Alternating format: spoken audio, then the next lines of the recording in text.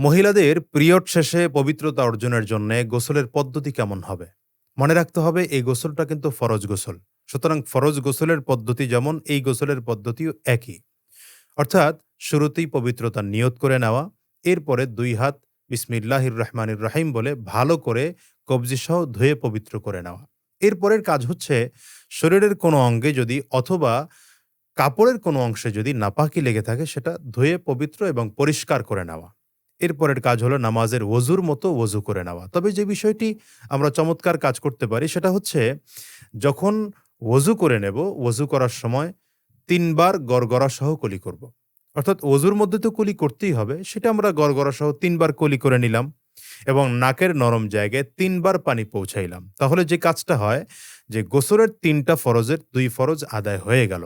কারণ আমরা জানি গোসলের মধ্যে ৩ ফরজ। ১ নম্বর হচ্ছে গড়গড়া সহ ৩ বার কুলি করা, ২য় নম্বর নাকের নরম জায়গায় পানি দেওয়া, ৩ নম্বর সমস্ত শরীর ধৌত করা। এভাবে করে আমরা গড়গড়া সহ কুলি করলাম, নাকের নরম জায়গায় পানি দিলাম এবং ওযু কমপ্লিট করলাম।